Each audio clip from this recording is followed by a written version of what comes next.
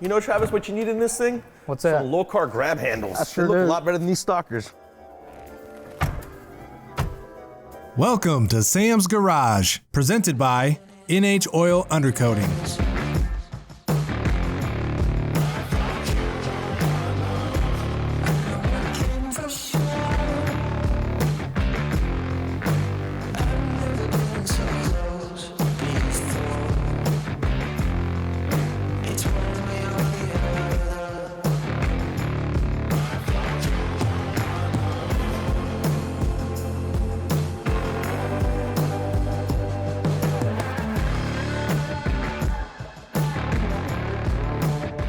On this week's episode of Sam's Garage, Sam and Kevin Ford recap all the work completed this season on the Jeep Rock Crawler. Then Sam and Doug Harris take us for a walk around the Alpha 1 GTO project. Plus, Sam has a little surprise in store for Doug. Travis from Low Car Performance gets an upgrade to the power output of his personal Jeep. And Dave from Brothers Truck Parts stops by to help install new weather stripping in a 69 C10 truck.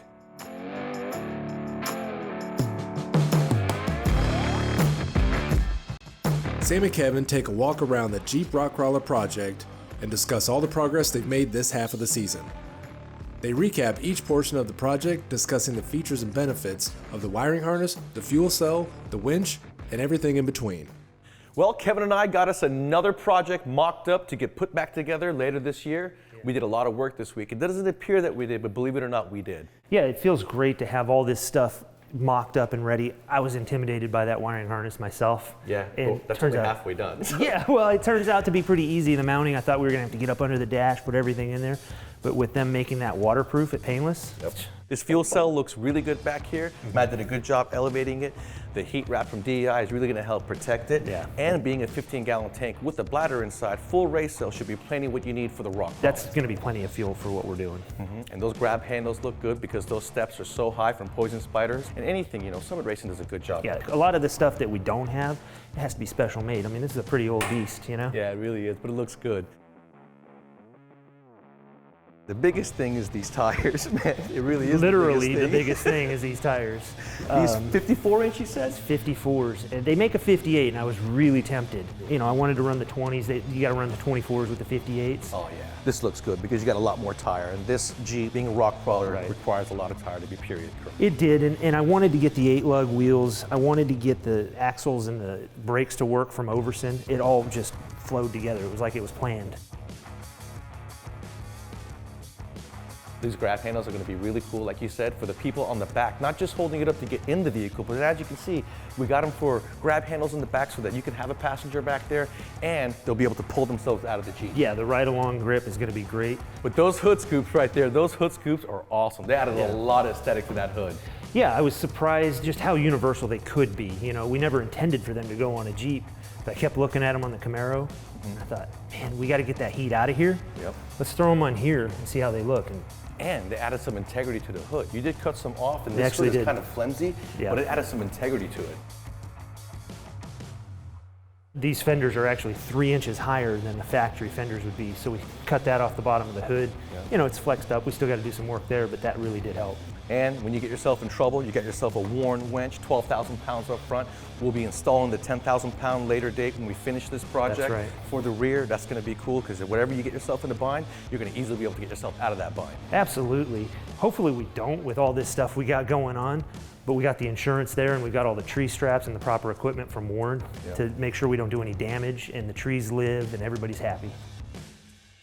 You know, I'm old school. That battery disconnect handle that you have remote Yeah. on off from inside the cab, huge plus. Yeah, safety, convenience, all of it. We need to get this out to the market so that everybody can see it. I mean, we've had it for a while, but you didn't know about it. No, So- I did not. That's crazy. And I was racing back then. You have a 4L80, and that sport shift, low car sport shifter with the sport mode is going to be awesome for anybody out there. who's Yeah, got it. we've talked about it over and over, but I can't tell people enough how much I enjoy an electronic transmission, and having that, being able to put it in whatever gear I want, when I Especially want. when you're rock crawling. You can put it in second gear, lug Yep. it up a rock or something. Yeah, That really helps It works out. great with all the Holley stuff. It's just seamless. And you're gonna have plenty of power with that excess power battery. You're gonna have 2 of them. That's right. And that one of them will be isolated just for the winches, but you'll still have the alternator to power up both of them. That's right. And then when we add all the lights and everything, those batteries, they're just going to keep us going, you know. And to top everything off, we got that steering wheel and hub. When you finish off the dash with the switchboard for the trail rock that Painless provided, it's gonna look really good in there. You're just making me nervous with all the stuff we still have to do. Well, we're going to be finishing up this project later on this year. Make sure you guys check it out. We're in the mock-up phase. Kevin's going to take it home, tear it all apart, paint it, finalize the body and chassis so that we can bring it back and finish everything for the final time. And then we'll drive it out of here. There we go.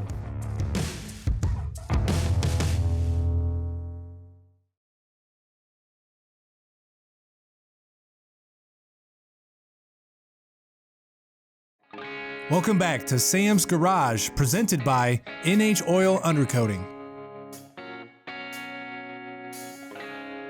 The Alpha 1 GTO was stored in Doug's garage for 30 years and is now closer than ever to hitting the racetrack. Plus, while Doug is away, Sam has a little surprise in store with the application of lizard skin sound dampening and heat protection since the interior is already out of the car.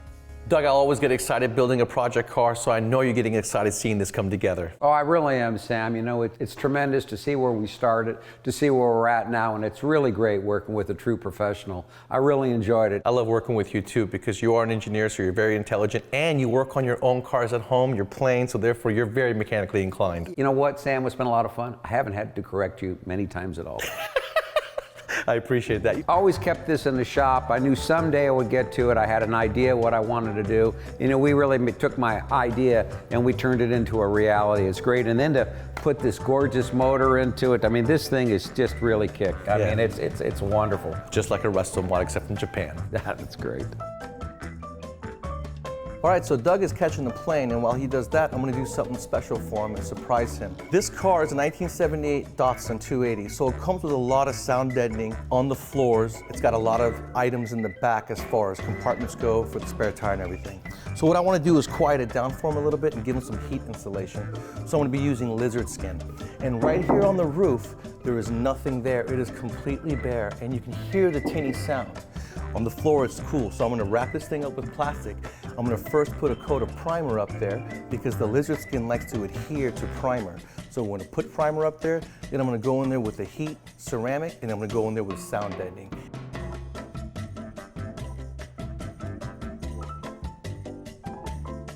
Now, Lizard Skin offers an application kit.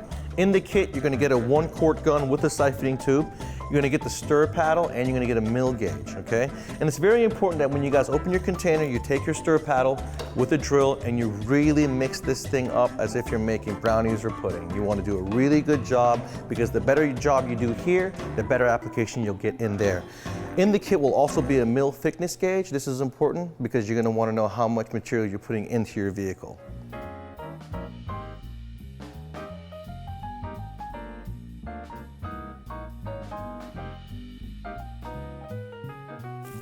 So if you guys don't know what lizard skin is, it's basically a water-based substance that goes on there.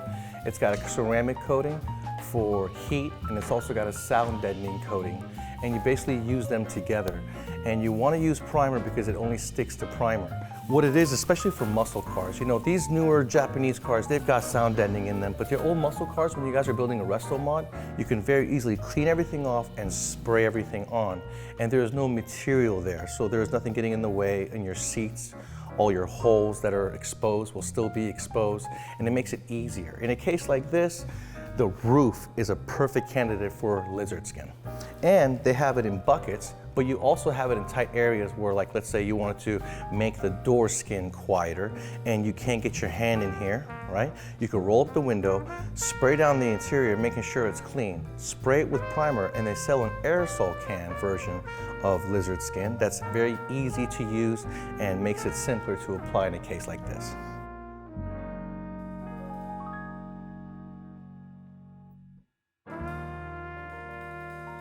Okay, I've got one coat of my sound control. I'm gonna let it flash for 24 hours and I am gonna apply a second coat. Once that's dry, I'm gonna go back in with my ceramic coat and apply 2 coats of this. This is gonna be for heat control, this is gonna be for sound control. You wanna make sure that you do it in these proper steps and sequence so you get a good application. Primer, sound, then ceramic, and you should be good to go.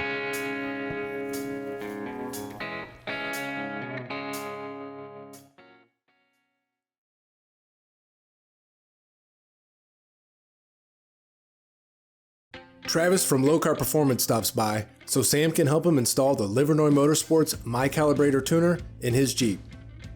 The My Calibrator tuner makes real, dyno-proven horsepower and torque gains that you can feel. As Travis adds more goodies to his Jeep, he can dial in the adjustments to ensure everything is running top-notch. Now Travis is going to be downloading the tuning software from Livernois' website from the convenience of his home. While he's doing that, I've already removed the vehicle's computer. Now, the reason why I'm doing this is because ever since 2015, Mopar, all Chrysler products, have made it to where you have to unlock the factory computer before you can modify it. So I have to remove it. When I do ship it out, you want to make sure to package it nicely, put good bubble tape around it, protect it. It's going to take roughly 2 days for us to get this computer back from Livernois. We can reinstall it, then we can start with the My Calibrator process. What are you doing, Sam? What does it look like I'm doing, Travis? I'm putting your computer back in. Oh. Did you remember to bring the My Calibrator? I with sure you? did. Good. Let's go ahead and install this thing. You're gonna really like this. It's gonna make 51 horsepower and 57 foot-pounds of torque at the wheels, dyno proven. The air-fuel ratios are good, and you're gonna be able to use E85 without having to go in and change anything. That's gonna be cool. That'll be great.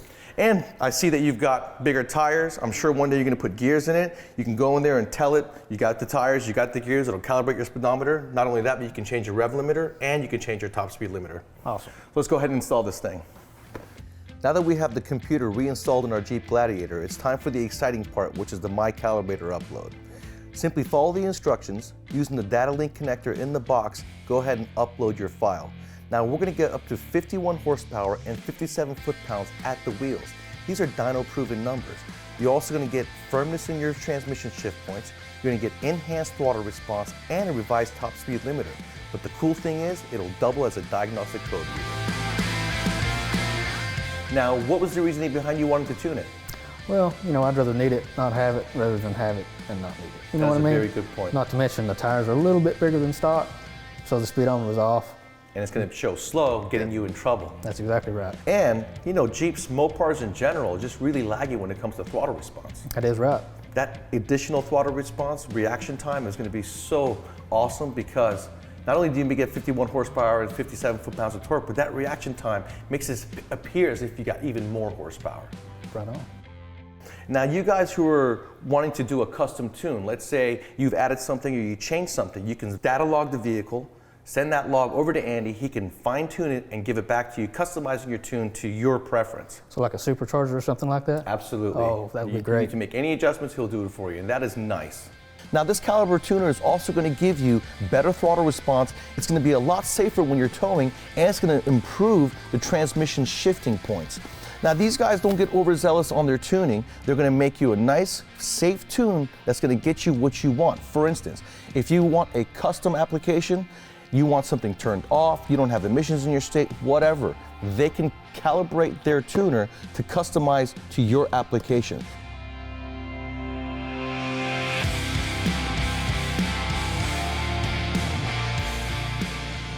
Well, Travis, that was a pretty painless install. It sure was. So you ready to go for a test drive? Well, you know what? Let's go see what it feels like. Let's do it.